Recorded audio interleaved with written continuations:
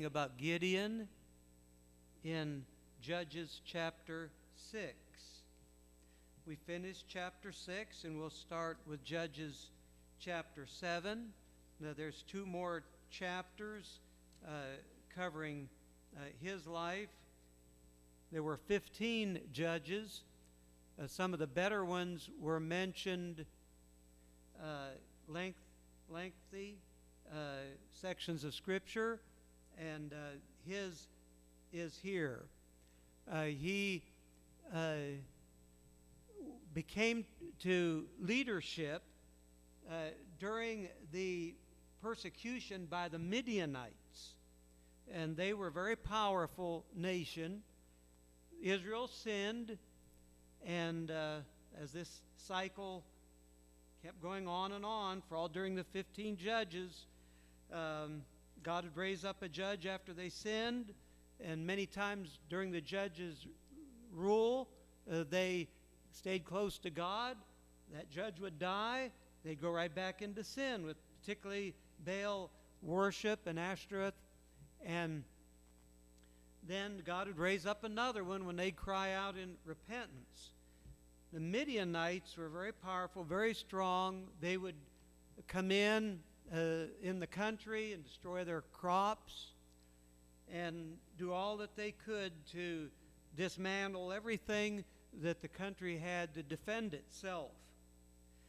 God raised up Gideon, a very humble person, pretty much good during his whole life. He made some mistakes that we'll see that were very detrimental to him. In fact, caused great harm on his family. But he himself personally was a good man. And he was humble. And we remember, as we studied last week, that he put out the fleece to make sure that God wanted him for the job. And he realized that God did. Now we're in chapter 7. He's getting his army together. And God does not want him to have a big army. 32,000 people show up. And there are a lot of the Midianites with a lot of chariots. They have a lot of hardware that they can use to annihilate the Israelites. But these were too many. And God said why he wanted them to decrease the army. Because he didn't want them to get thinking that they did it on their own. He wanted them to realize that he was the one that was causing the victory. So we're going to read in chapter 7, verses 2 and 3 about this army. You're going to see it. 32,000 of them volunteered. And God said, let those who are afraid go home. 22,000 left. Left 10,000. God said, that's too many. So we'll read about it here. Let's start with verse number 2 of chapter 7. The Lord said to Gideon, you have too many men. I cannot deliver Midian into their hands, or Israel would boast against me. My own strength has saved me. That's what they would have said. Now announce to the army, anyone who trembles with fear may turn back and leave Mount Gilead. So 22,000 men left, while 10,000 remained. And then, of course, we remember how he made the army even smaller, all the way down to 300. We see in verse number 4 that the Lord said to Gideon, there are still too many men. Take them down to the water, and I will thin them out for you there. If I say, this one shall go with you, and he shall go. But if I say, this one shall not go with you, he shall not go. So God was handpicking these 300 men. So this was very famous. You probably remember this from your youth days in Sunday school and VBS. So Gideon took the men down to the water where the Lord told him, separate those who lap the water with their tongues as a dog laps from those who kneel down to drink. 300 of them drank from the cupped hands, lapping like dogs. All the rest got down on their knees to drink. Now, starting with verse number 9, we're going to let's read verses 7 and 8, and then we'll get to 9. The Lord said to Gideon, with the 300 men that lapped, I will save you and give the Midianites into your hands. Let all the others go home. So Gideon sent the rest of the Israelites home, but kept the 300 who took over the provisions and trumpets of the others. Now the camp of Midian lay below him in the valley. During that night the Lord said to Gideon, now this is where the Lord is going to give Gideon further encouragement. And he fears that Gideon is still kind of fearful. I mean, God took away the biggest part of his army, just gave him a fraction of his army. And so God said during the night to Gideon, get up, go down against the camp, because I'm going to give it into your hands. If you are afraid to attack, go down to the camp with your servant Purah. And he does. And listen to what they are saying. Afterward, you will be encouraged to attack the camp. So he and Purah, his servant, went down to the outposts of the camp. The Midianites, the Amalekites, and all the other eastern peoples had settled in the valley, thick as locusts. Their camels could no more be counted than the sand on the seashore. That's a lot of the enemy. But we see that Gideon arrived, starting with verse 13, just as a man was telling a friend his dream. Now this was the Midianite camp. A guy in the camp was telling a friend his dream. He said, I had a dream, he was saying, a round loaf of barley bread came tumbling down into the Midianite camp. It struck the tent with such force that the tent overturned and collapsed. The friend responded, verse 14, this can be nothing other than the sword of Gideon, son of Joash, the Israelite. God has given the Midianites and the whole camp into his hands. So, look at verse 15. When Gideon heard the dream and its interpretation, he bowed down and worshipped. He returned to the camp of Israel and called out, get up! The Lord has given the Midianite camp into your hands. Now we're going to drop down to verse 16 to 22, which is just following that, and see the very unusual weapons that they're going to be using. 300 men with very unusual weapons against this massive army that's waiting in the valley. And we also remember this wonderful story from our early days as well. Verse 16 and following, dividing the 300 men into 3 companies, he placed trumpets and empty jars. Trumpets and empty jars in the hands of all of them with torches inside. So they had trumpets, jars, and torches. That was their weapons. Verse 17, watch me, he told them, follow my lead. When I get to the edge of the camp, do exactly as I do. When I and all who are with me blow our trumpets, then from all around the camp blow yours and shout, for the Lord and for Gideon. Gideon and the 100 men with him, remember there are 3 groups of 100, reached the edge of the camp at the beginning of the middle watch, just after they had changed the guard. That's the enemy. They blew their trumpets and broke the jars that were in their hands. The 3 companies blew the trumpets, smashed the jars, grasping the torches in their left hands, holding up their right hands the trumpets they were to blow. They shouted, a sword for the Lord and for Gideon. While each man held his position around the camp, all the Midianites ran, crying out as they fled. So we're going to notice what actually happens with the men in verse 22. When the 300 trumpets sounded, the Lord caused the men throughout the camp, this is the enemy, to turn on each other with their swords. The army fled to Bethshitta toward Zerah, as far as the border of Abel Maholah near Tabith.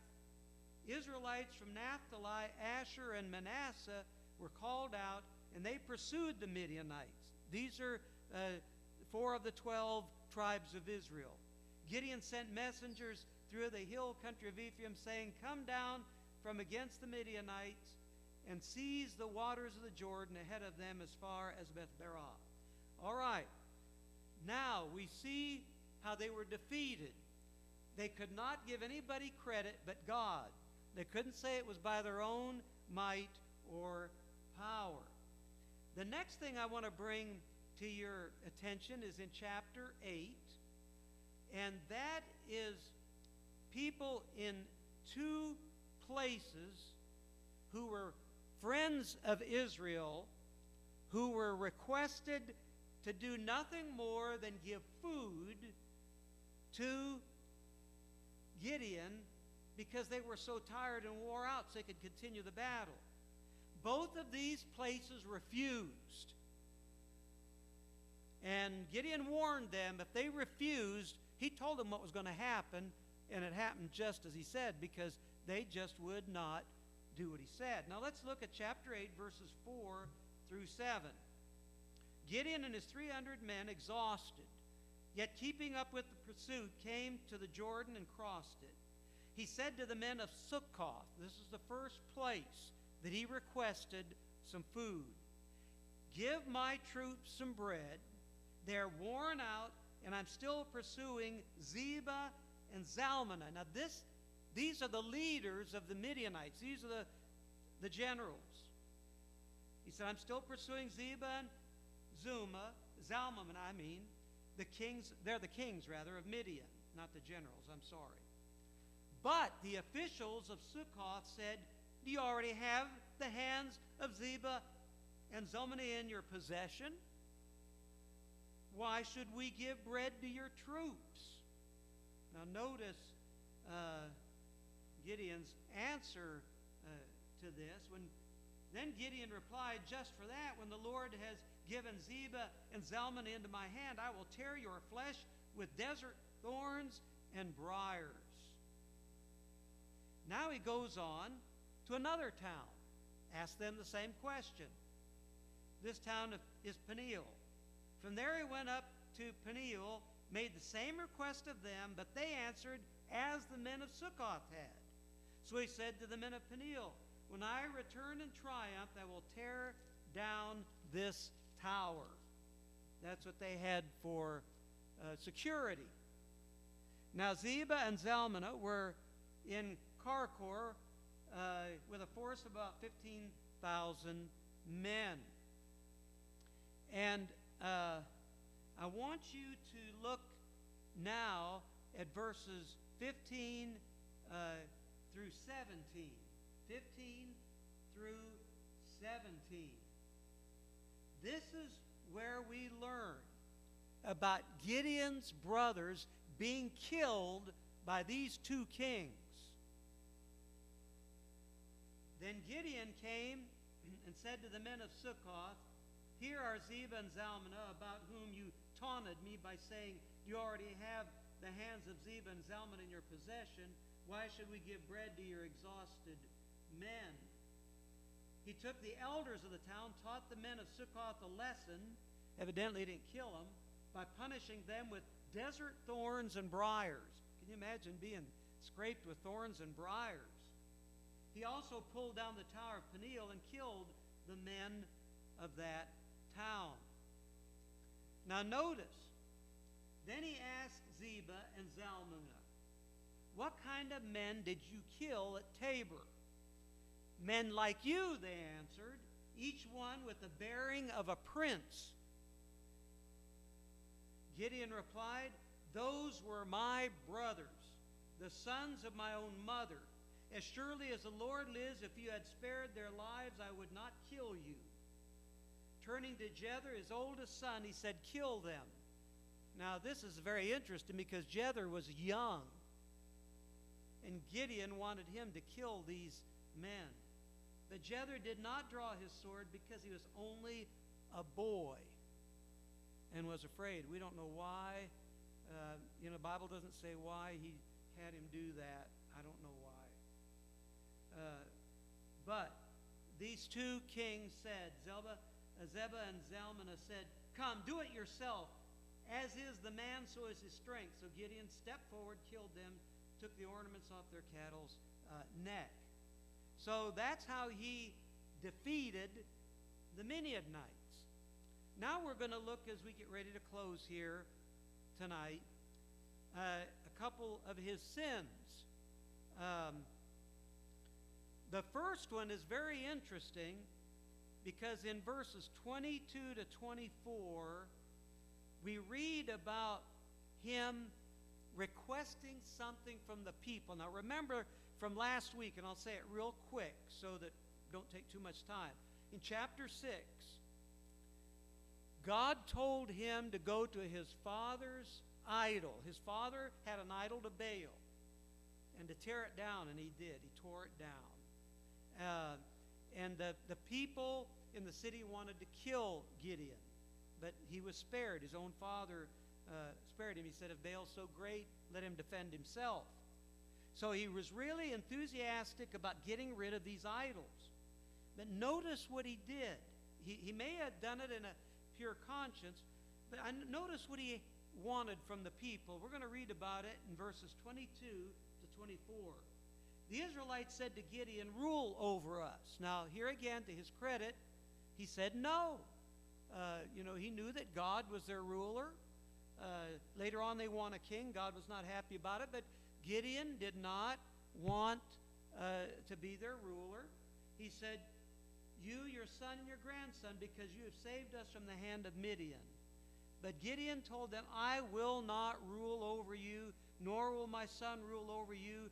The Lord will rule over you." Now remember, at that time, Israel was a theocracy, not a democracy, but a theocracy. In other words, God ruling. He said, "The Lord will rule over you," and he did that through the tribe of Levi and the high priests and people like the judges. He said, now here's the problem. He said, "I do have one request, that each of you give me an earring from your share of the plunder." It was a custom of the Ishmaelites to wear gold earrings. They answered, "We'll be glad to give them."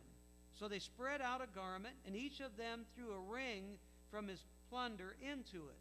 The weight of the gold rings he asked for came to 1,700 shekels, not counting the ornaments, the pendants, the purple garments worn by the kings of Midian, and the chains that were on the camels' necks.